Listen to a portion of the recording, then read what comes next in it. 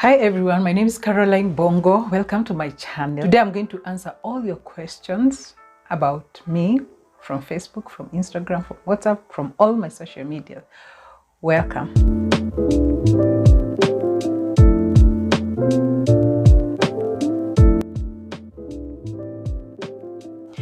I got married at 31.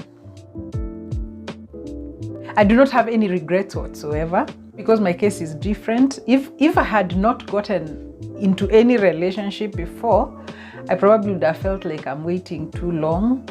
But I guess I had been quite so busy that 31 actually looked a bit early for me. So yeah, I have no regrets. Wow, that's tricky. In an ideal world, in an ideal world, I would actually recommend people get married early. In an ideal world, if you ask me the reasons why, as a Christian, I just feel that when we just stay alone in life until we're in the whole of our 20s and 30s, sometimes it is chance for opportunities to mess up. But I said in an ideal world, sometimes things don't go as you want. A lot of people go through broken relationships. I've met 2 or 3 people who told me they've never been approached by any man.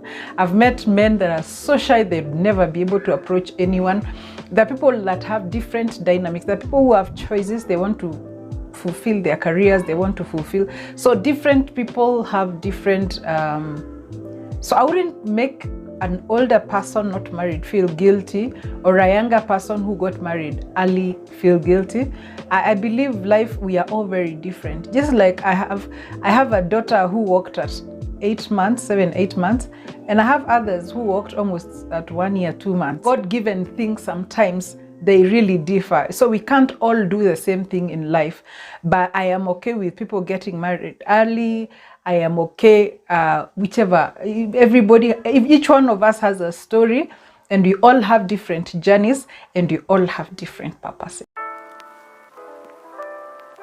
So age difference really matters in marriage. Age is not just a number. So there are 2 things. I just said it is okay to get married when you're younger or older. For sure, if you get married when you're older, you're a bit more mature, you know what you want. And sometimes you know too much what you want, so it works. It refuses to make you submit in marriage or allow marriage. You have so much independence not to allow marriage. That is just your age of getting married. Now, that also affects the age difference. And for a simple reason, that maturity levels. Actually, whether it's man older or woman too older, there is always that maturity level. And if you're younger, if you're way too younger, when 2 people get married, they need to emotionally reason together, physically, financially, every single way. You need to reason at the same level. And if one of you is very immature, whether man or woman, then you have an imbalance and it can be very bad. The other thing is, if you're older, you're likely to be more established in life, have more experiences, have more patience. You're likely, you're likely to be very mature. Nevertheless, people have different levels of maturity.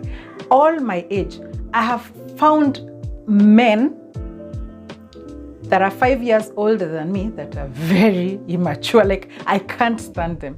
They are so, even 10 years older than me, was there, like really old people that are immature. And even today in my age, I've met some very young people, some very young men that are so mature. You can sit and have a conversation with them at the same level. So just like I said, some people walk earlier, some people walk later. Also, age does not exactly determine your maturity. So there's some people who just grow up, grow old, but they don't really grow. There's nothing, they don't develop. Miaka tu, just the years go on, but themselves, they're not really growing, they're not maturing in any way. So that means then, age then can be a number depending on, I don't even want to call it the age of years, but it's rather the age of maturity. I would say maturity really matters in marriage. Now, when it comes to men and women, basically, we know that if I'm talking to a Christian or even Muslims, religiously, culturally speaking, the man is the head of the house. Now, you can't have a man who can't lead. If a man is not mature enough to lead in your house or to lead you, then you have problems. So you really need a man that can maturely lead you. So I'll leave that answer to that because I know there's another question.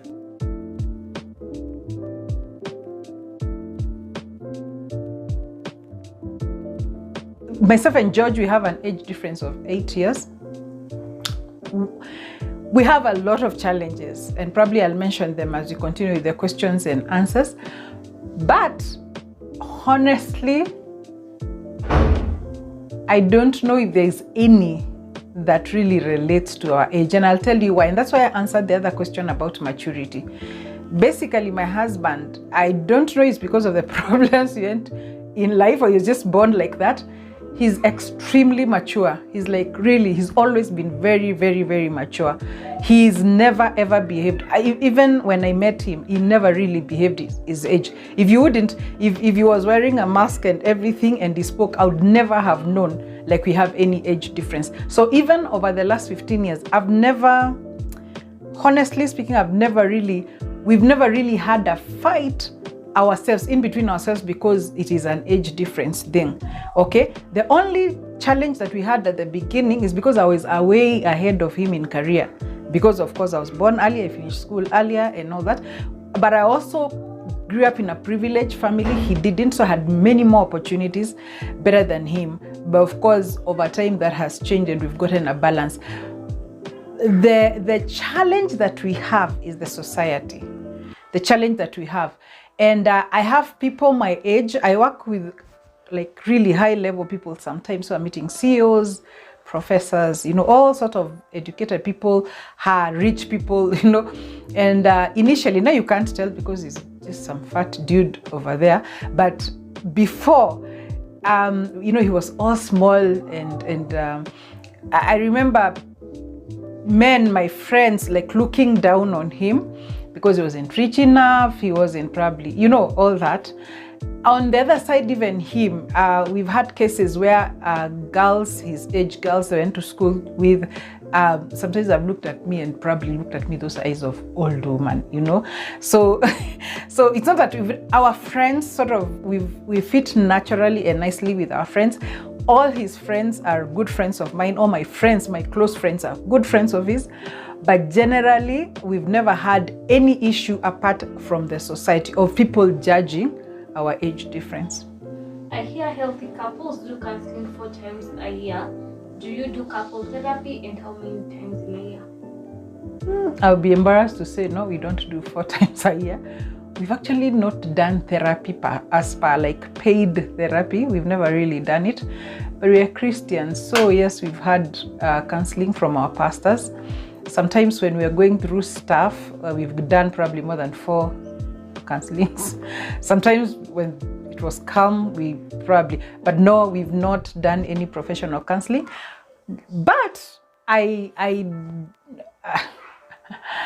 don't know how to answer that question. I believe couples should work with people that are older than them, people that have gone through their situations.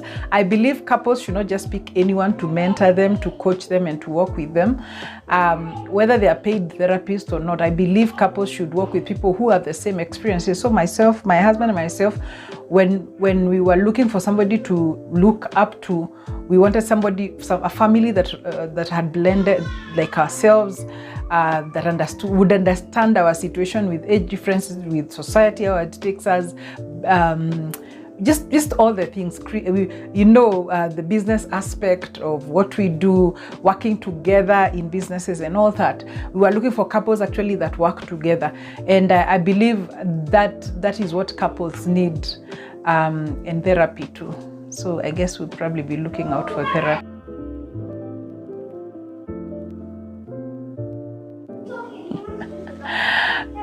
By the way, this thing I have had it since I was a teenager.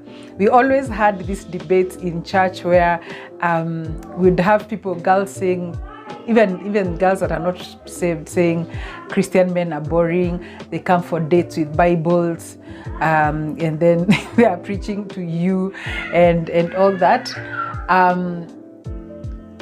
I don't know, I've not experienced boredom. My husband is actually so active.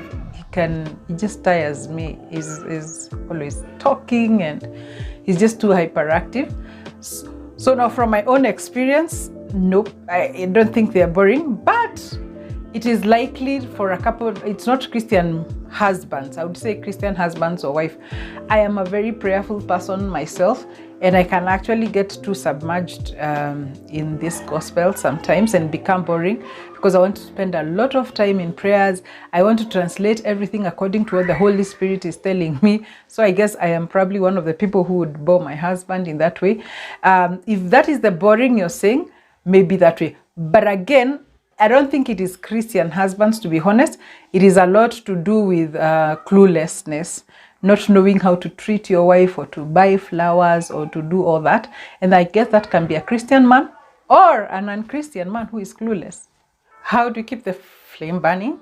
A very, very tricky question. Off my head, I can't really come up with a list, but maybe I'll just say a few things that I can think of. Number one, we communicate a lot. We talk a lot. Now, I don't even know if that's deliberate, but like we talk a lot. Because probably naturally he's a talker and I'm a talker, we talk a lot. So because of that, we get to sort of understand and know each other and understand each other's feelings. And I believe communication is one of the strongest tools to keep couples together. We, of course, try to surprise each other on birthdays, on events and everything. Think about small things to do for each other, even as we do for the kids. The trick with us is not even being Christians, is actually concentrating on the kids. So sometimes we try to get off the kids and have some time.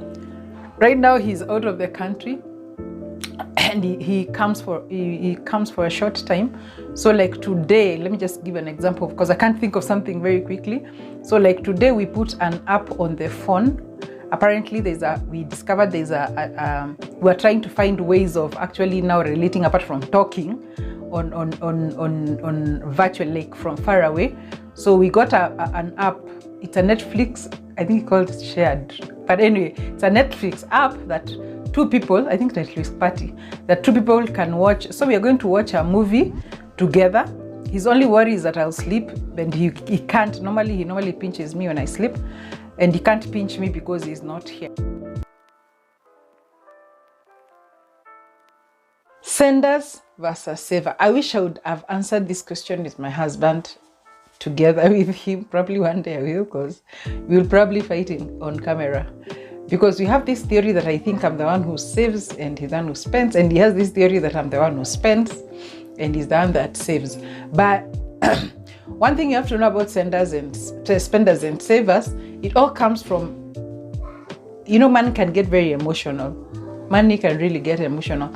And sometimes it depends on how you feel about money.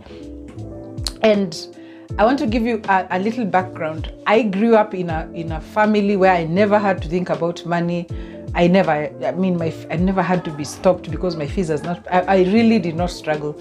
My husband on the other side, they up to about 10 years they're okay, and then now they struggled all their lives. They were always thrown out of school. Sometimes they didn't know what to eat, and now that can create the how much in Swahili like unashikilia pesa. So I happen to be a bit careless on money in the way of if it needs to go, it goes, not necessarily on spending. If I have to give someone, I have to give. The thing that pressures me now, I don't, it has to be done. And he can get very cringy with money. But in the other way, he's very overspending things, because in areas where it has, I don't know, it's really a balance. I cannot say I am the saver or he's the spender, but I can say we have conflicted a lot because of finances. And over time, because we always used to budget together, we still do, but we always used to budget, or every money that we make, would put it together. We are doing all business together. But to be honest, now this one, I have to be honest, I suffered because I'm the one who was the easier one, to let go. So eventually we got into a way that we agree, this is the budget. And then we had what people call like mad money. I have my own money that I can spend how I want, like the freedom to spend some money how I want. And him, what financially, yes, it's been war. But sort of we found a way to get together. But one of the answers I can give you that can help you today is that as a couple, whether you're both spenders or both savers or spender and saver, one of the things is you need to be very transparent about your finances, but you also need to leave each other enough freedom that if a friend calls me, they're in trouble, I don't really have to always, go to him and say, oh, can we give my friend 1,500? I need to be able to send that 1,500 with my mad money. When his mother calls and she says, I need something urgently, not necessarily sickness, like I need money for, I don't know, something like I need to travel or something. He doesn't need to ask me. So there's little money that we don't need to tie with, but the major budget, school fees, housing, all those, then should be budgeted together. Well, that's tricky. Now, confession time. When I got married, I never, ever believed that it is possible for any man in the world or woman to love a child that they are not biological parents of. Even I didn't think if I ever got married with a man with a child, I would love that child as much as I would love my own biological one. And that's field, I would say I would never marry a man with a child because I am afraid I may not treat them as well as I would treat my children. So in my belief system affected me a lot. And for a long time, I was on defense, always on defense mode. If he was tough on the kids, if he raised his voice a little bit on the kids, and not really, he can raise his voice a lot, not just on the kids, on everybody, even the dog. But if he raised it on the kids, I would feel like I need to protect them. And that made it very, and then again, I must tell you, I'm not the disciplinarian in my life. I'm not the disciplinarian parent. I'm the easy one, so I really get tough when I have to get tough. So generally he's the disciplinarian, even with our younger kids. And now that brought a lot of difficulty because when he disciplined them, it worked, but a lot of time I was actually stopping him. We were getting into a lot of arguments about discipline where I felt he was being tough. Later in life, I realized, of course, it was a good thing. I cannot say mothers don't stop. Mothers, you need to look for your children because I can't say all men are good and they're going, you need to definitely protect your children. But I realized that it was fear, and fear does not come from God. Fear is not godly. So my fear was actually affecting, especially their relationship, because if I stop, this is my husband's argument, if I am their father, I want to love them, but I also want to discipline them exactly like I would my own children. So it won't work if I just love them, but if I see they are doing wrong, I have no right to discipline them. So if you ask me how we handled it, personally I handled it badly. I didn't do too well, but over time now I relaxed. Actually, there is a time, a few years in, I remember I called my mom crying and I was saying, my mom said there's no child that dies from being beaten. There's no child that dies of discipline. So it is okay. Just because my mother, I think, knows my mother is a disciplinarian. So I think she was like, yes, at least somebody who can be tough on the children. A time I sat down and I told myself, you know what? I am going to let them have their own relationship, because when he disciplined them and they fought, they were able to return to each other nicely. But when I interfered, it just always used to disturb. So I had to step back and told myself, I will pray for their relationship so that he does not over discipline them, but also so that they don't also become over rebellious. It's a very, very tough balance and I think every step family would find that, I mean, where there is a stepfather or a stepmother or a blended family, they would find that as an issue, probably, I would imagine.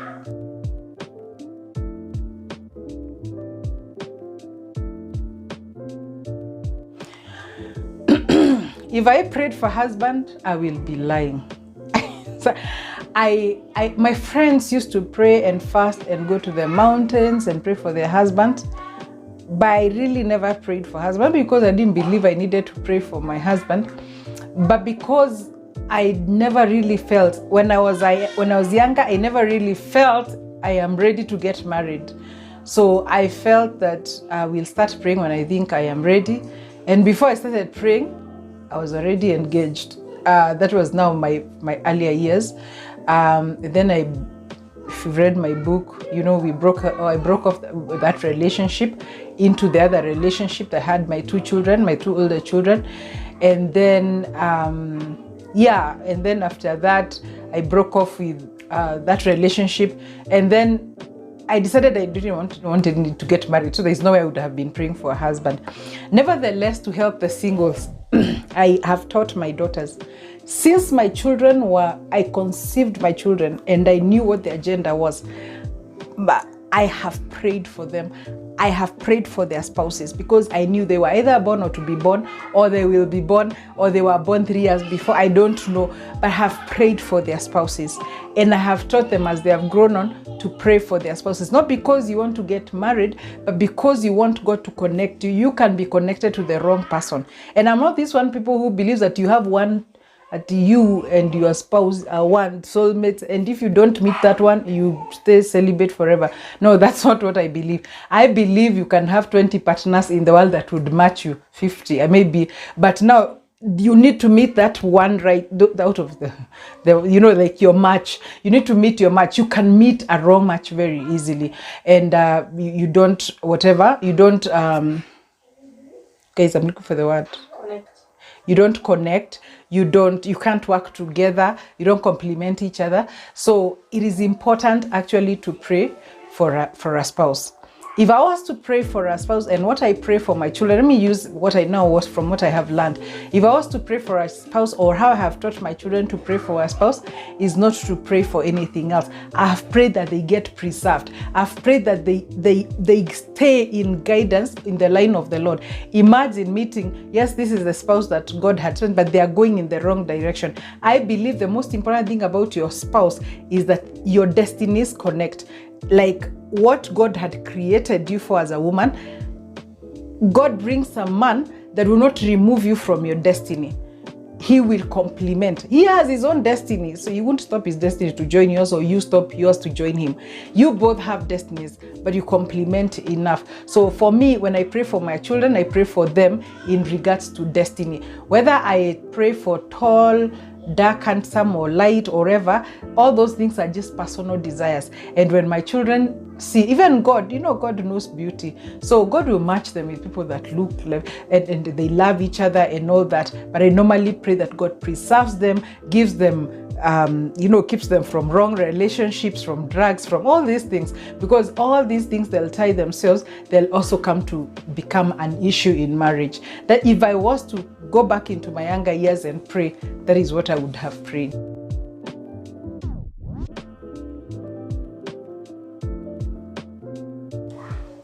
I've had this question since I got born again when I was 12. So I've been in a lot of Christian relationship trainings, and I have my own aunties who had all this list of 10 things you want your husband to have, 20 things you want to have. And I think it's amazing. I think it's a good thing to have, but it can also be very limiting. Look, you know, these are the lists we make. I have never made, but these are the lists you make. I want him to be tall.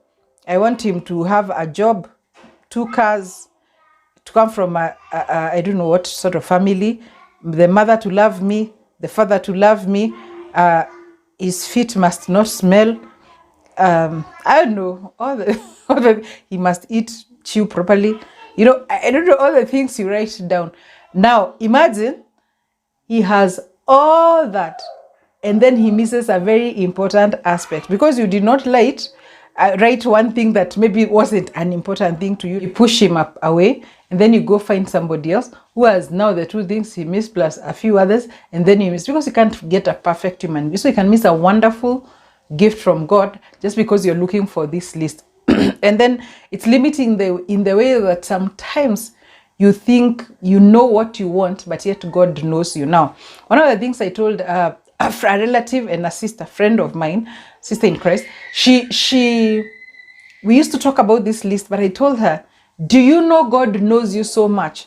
So you can have this person you're asking for, but they're not fit for you because there is something. We are all struggling with, I don't know, things we grew up with. There are people who are struggling with temper. There are people who are struggling with laziness. There are people who are struggling with mental illness. There are people who are struggling with, there are things that you're struggling with inside, that what is most important is a man that can actually understand those weaknesses. You know, there are people who are totally bipolar and nobody can handle them. But maybe there's a man sent from heaven who actually totally feels you and understands you and copes with you. Now, that man, even if you really wanted a tall man, but that man is shorter than you, shorter, not even just your height, shorter than you, but he's actually is able to understand you more than any other person, then I feel that's more important than the height. That's why I'm saying lists can be very limiting. I would rather what God, because God knows me, God knows him, God knows who and who can become compatible. I would prefer asking God, what would you rather have for me?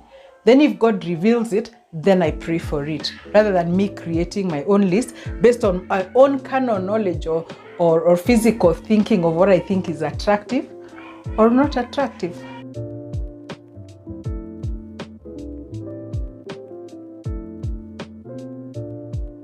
Most asked question in my life, how do you manage? I really don't.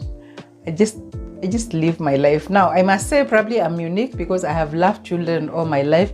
I have taken care of all my aunties' children. Like if you had a child in my life, actually I remember all my aunties carrying me to their homes because I loved taking care of children. So I guess it's a natural thing that I do. I know it can be overwhelming, but I was probably more overwhelmed with two children than I am with more, probably because the older ones now have taken more responsibility and help with the younger ones. There are things that I struggle with, like keeping the house in order, like anybody who has children, them fighting, whoa, like when they start fighting, like normally every child that follows the other, probably you can even hear in camera, they'll always be fighting. Even the baby who is 1 now is fighting with the 4-year-old. All this, of course, we've tried to create orders, who does what chores and everything, but really, I think I do it quite naturally. I don't struggle at all.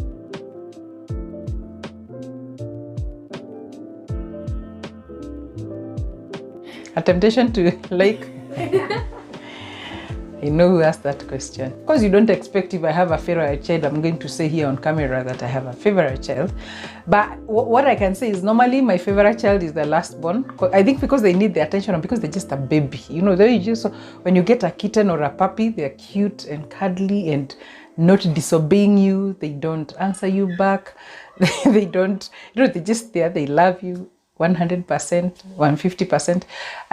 That's my favorite child all the time. And as they grow, they become more stubborn and, of course, more difficult.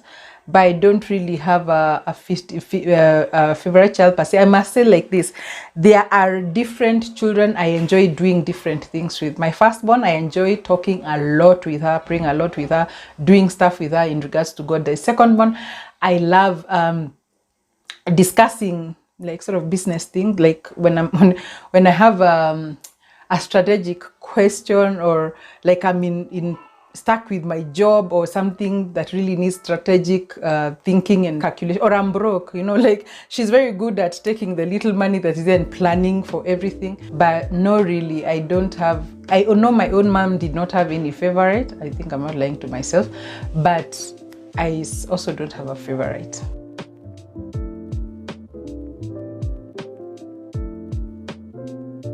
How I manage work, kids, family, spouse, I must tell you, let me just give you a snapshot of my life. Apart from the 4 things you have said, I work with 2 organizations. that I work fully, like almost fully, with like 25 projects on an ongoing basis. I'm talking of donor projects, like 25. I have Farm to Fork, which is my consultancy company that I've been running for 15 years. I have Me Too Fresh, which is a juicing company that I run with my dad. I'm trying to go quickly. I have Soul Garage, a group of ladies, a fellowship that we run mostly online, but sometimes physically. I have this that I'm doing, social media. I am writing books or trying to sell them sometimes. I am doing music. I'm in the studio. I am recording. I'm doing videos, and sometimes I'm going to perform. I am speaking. I have speaking engagements like this coming 2 weeks. I'm going to Jomo Kenyatta to speak to the 4th years on their career day. I am doing my degrees, extra degrees, and hopefully I'll get my doctorate quick soon. I am doing like all these things, just not these 4 things. And how do I arrange my time? I can only say God has helped me. There's one thing a friend, Robert Burale, said, you know, when you have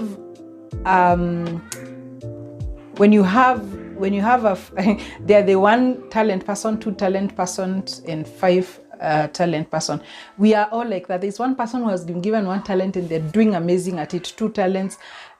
People like us, I believe we have like 5 talents, and the essence of time is taken up by what is giving you pressure. So if you're employed, chances that employment will take pressure, give you pressure, and you'll concentrate on employment and leave everything else. So what God has helped me to do, I have a chart with all these things I'm listing. Others probably I've missed, which I also put my own relationships with my parent, my relationship with my siblings and their children.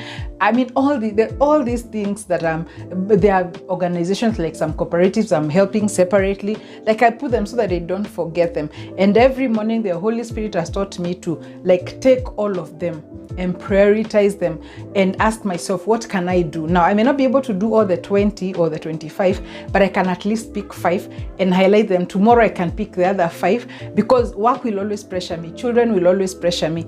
But now what needs, you know, like work can push you and you cannot concentrate on children. So when I set my mind, like we normally have evening devotions, but sometimes we get overwhelmed. You can even find we've gone 4 days without devotions.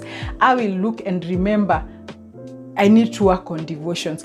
I have personal devotions I am doing as well. Within all that, because I've realized one trick I can tell somebody who is very busy, who has a lifestyle like mine. God has taught me that if I take a time in the morning to concentrate on me, to meditate, to read the word, to pray, then he sorts out the day. But if I just wake up out of the blanket and land into the work, I just get confused and I really get overwhelmed. So I can't even say I've planned. It's just taking priority and knowing every season what is the most important priority, and then I run with those priorities. How do you handle homeschooling? Yes, homeschooling. It's tricky. I've been very lucky because my older daughters have been helping, but we have a tutor. We have 2 people helping the children, and they don't really homeschool, they online school. But as much as they're online schooling, and they have teachers on the other side of the screen, they always need somebody this side to help them. So I really I'm not there all the time with them.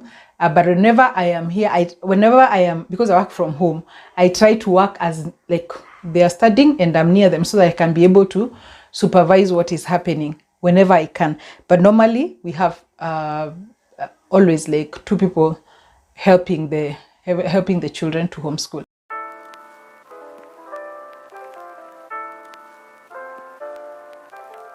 Had quite a number of questions asking where we can get your books. Online, we are on lulu.com, amazon.com.